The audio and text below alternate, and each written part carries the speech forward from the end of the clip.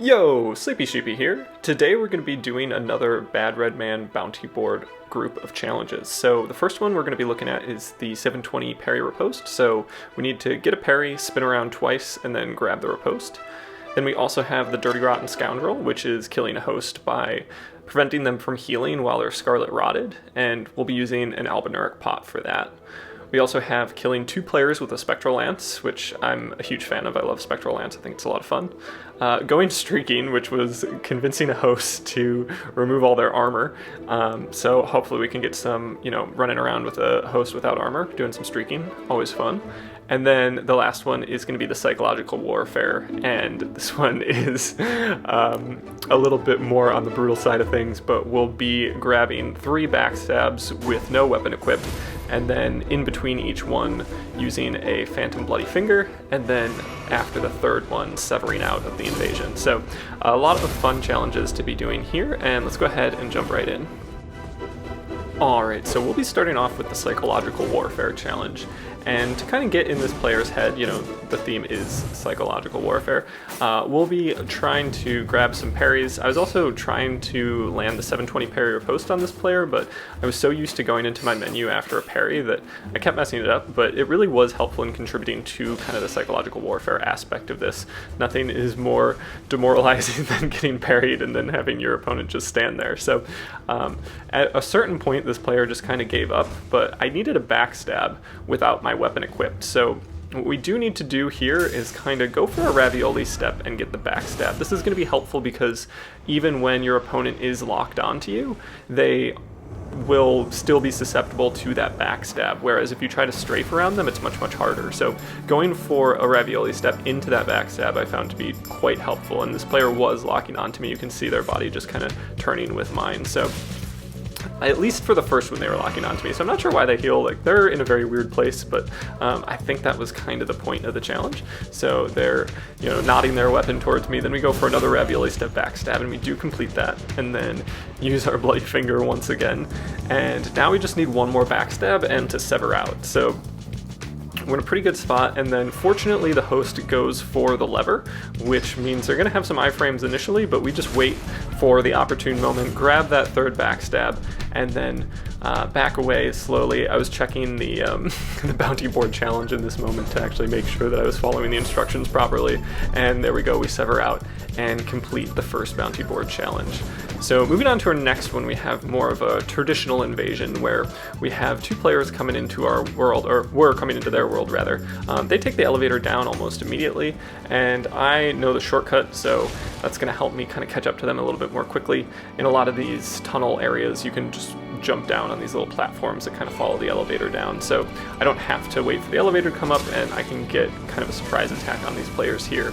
So I land a flaming strike and back off a little bit. I just want a one-on-one with the host, so I feel like it's important to take out this player with the power stance straight swords. That can be quite scary, but they're actually not doing a ton of damage. And here I was hoping the crouch attack would hit the player with the straight swords, but I miss and accidentally hit the player with the halberd. I'm kind of just trying to take up space in this hallway, so using Flaming Strike occasionally is helpful, but eventually I do get that roll into just a crouch poke type weapon attack with the Claymore and finish off the Phantom. And now it's a one-on-one with the host. I need a little bit of space for the 720 riposte, so I try to bring them out into a less crowded area, and there we do get the parry. I'm holding block and sprint the entire time, so my spins are just a little bit faster, and we don't get the kill with that actual riposte, but we are able to toss a couple frost pots the host's way and just kind of catch them as they run down the hallway. So another successful bounty board challenge completed, and we can move on to our next one. So this one was fairly chaotic, and I wasn't even sure what bounty I was going for. I was throwing out random parries, I was removing my weapon, thinking I might be going for the psychological warfare challenge, because I hadn't completed any at this point. This was the first one I did complete. And what we have here is a Phantom that is using healing incantations, which is pretty helpful because I'm also throwing albinuric pots at the host there. So the the fact that they can't heal is kind of nullified by the fact that this Phantom is going to be able to use incantations to heal them. So that's a very heads-up play on the part of the Phantom, but I do throw an Albinauric pot right there, and before the Phantom can get that one last heal in, the host succumbs to the rot damage, and we do complete the Dirty Rotten Scoundrel challenge. So that one wasn't too bad. We kind of lucked out in terms of the players in the world and just, you know, their play style, kind of neglecting even going for healing and not really minding the fact that they were getting rotted. So next up we have the Spectral Lamps challenge, and this one was kind of difficult with these players. The Phantom wasn't too bad, but the host had severe packet loss and just very bad latency. So you'll see things connect with weird timing, and we just kind of need to play a little bit more differently, and throughout the course of this invasion we kind of hatch a plan to make it possible to get the Kevin here with our Spectral Lance. So we are getting some damage off on these players. We really want to make sure the kill comes from the Spectral Lance, so we want them to be in, you know, within range in terms of their health, so that when the Spectral Lance does connect, they are at very low health, and it does kind of complete the kill. The Phantom here casts the Night Maiden's Mist and then runs into it and takes a fair bit of damage. They get quite low health, but we hit them with a Spectral Lance. The hit stun comes into effect, but they don't take any damage. So again, kind of weird things going on here. I stand under the guillotine for a second, which is absolutely terrifying. I'm not sure how I died, and then the Phantom here starts to hit me with their shield.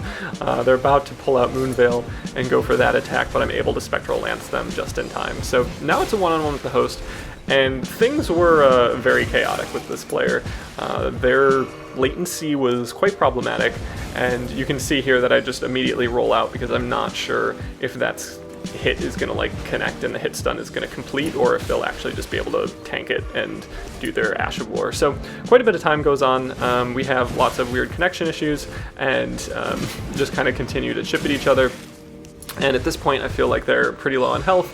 They do have quite a few heals, obviously, since they're a Ruinarch host, but I'm kind of playing it patiently and trying to get some sleep build up. So finally I'm able to get them in a spot where they're at fairly low health, and I can just back away and go for the sleep pot. And now I want the finish with Spectral Lance, so I go ahead and give it a toss, and they don't quite die. But as they roll away up the stairs, I'm able to throw another Spectral Lance and get the finish on that player. And next up, we have the Going Streaking. So I changed my name to Two Fingers because, the Two Fingers requires you to remove all your armor. And we'll start midway through this invasion.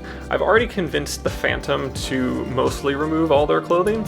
I've removed all my clothing, and I'm encouraging the host here to go streaking with me, but they're not really interested in it, so I just kind of run around. I try to be helpful. I've already dropped them some runes. I give them some friendly waves.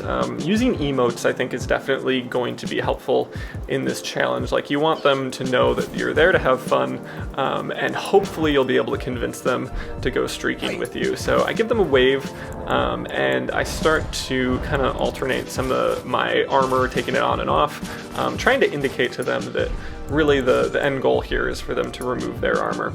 So I give them a nice fist bump. I also made my character a little bit more funny, so I added a funny beard and gave them funnier hair. Just, try to make them look like somebody that you might know in college who would go streaking.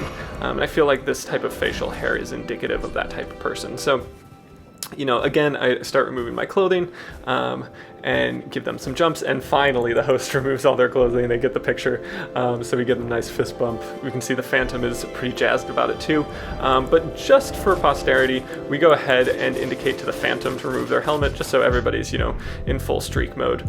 And now all three of us are in a nice happy place where we're freed from the bondage of our fabric, and we leave the host a couple, Lord runes, just for good measure. We do a nice little crouching fist bump, which is one of my favorite emotes, and now the streaking begins.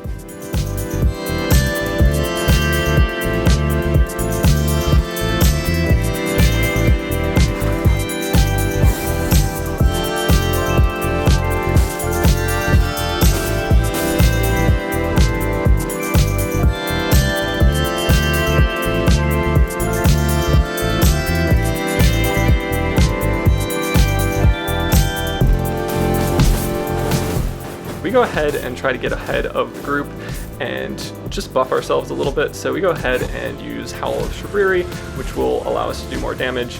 Because we have no armor on, we madness proc ourselves, which is amazing. We heal up, drink our flask, and then we don't want to get fogwalled here, so we use the wait emote, and like the host almost runs through but doesn't quite. So I was pretty happy about that. And then they come over and deliver a cheeky backstab on me, which is honestly pretty fair, given what my plan is. So I go ahead and drink some FP, drink some healing flasks, and just try to keep emoting. I beckon them towards me, because I'd really like to give them a nice frenzy-flavored hug. And again, they go for a backstab. I roll and just kind of wait patiently, like I want them to get comfortable around me, and then I go for the frenzy, and do manage to connect it, but don't manage to one-shot them. So I had a lot of fun with this. I think the kind of streaking challenge is a very good time, but a new summon has come into the world. They're not privy to, you know, the fun that we're having, and they just start knocking me out with rivers of blood. I back off a little bit. I'm wondering if I can get a parry, but ultimately I just get bled to death. But yeah, that's kind of the story of this last challenge, and I hope you enjoyed these. I really recommend people give them a try. I think it's a very fun way to play the game, and I really appreciate everybody's support.